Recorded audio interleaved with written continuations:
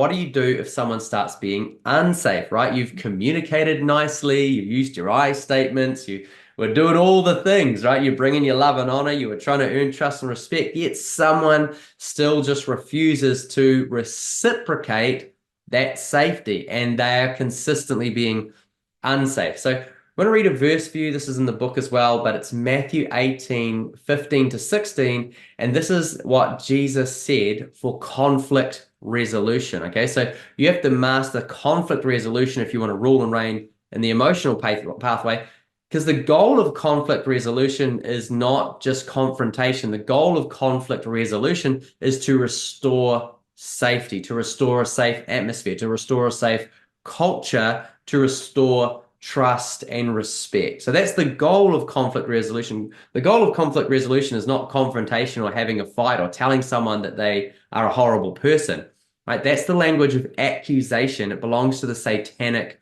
realm. And I had someone recently just call me up just to accuse me. No end goal, right? No end goal of conflict resolution, no end goal of recreating a safe atmosphere, just the language of accusation. Like that was their whole beginning and end. That's all they wanted to do, was just to drop accusation on me. And I'm like, okay, cool. Well, you can't, that's not going to create a safe atmosphere. It's not going to restore the culture, and that's not going to create a place where we can create an authentic expression of heaven on earth. So here's what Jesus said about it.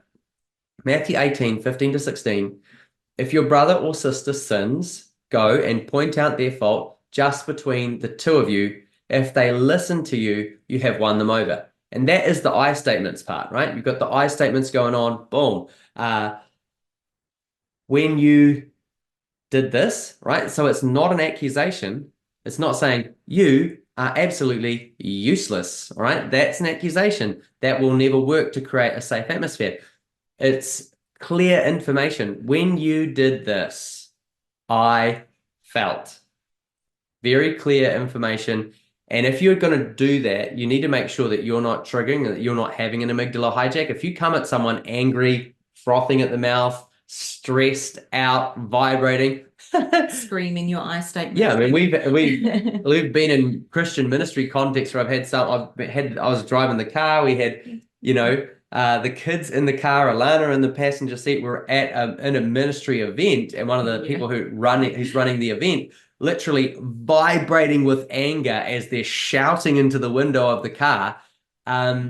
Oh, I'm not sure that this is creating a safe atmosphere for anyone in this conversation right now, right? As they literally can see them vibrating with anger. Well, if you're going to start vibrating with anger, it's probably not going to work out to communicate anything very well, because normally people will trigger. I wasn't particularly concerned by that particular experience because it just wasn't. But in general, if someone comes at you vibrating with anger and shouting and screaming, that's likely to cause an amygdala hijack and cause a really negative response. It's not likely to create vulnerable communication in the context of safety that generates trust and respect. I still look back at that moment and go, man, I can't respect that behavior. I still don't trust that guy because of the way that he was behaving. And when people bring up his name, I'm like, oh yeah, that's the guy that was vibrating with anger, because it doesn't create trust or respect.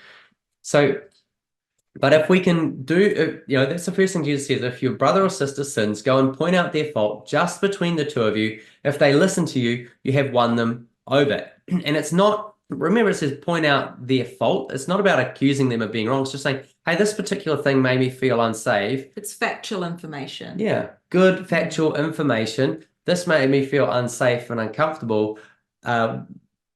But if you behaved like this around me, I'd feel so safe if you behaved like this. So you're giving them that really good information. If they listen to you, you're giving them the feedback, you're giving them the information, in a nice, safe, calm way. And if they respond, hey, you've won them over. What it means is when you're giving someone vulnerable information and you're sharing with them how they can actually, move back in a direction of intimacy with you, you're giving them the opportunity to build trust, respect, and intimacy.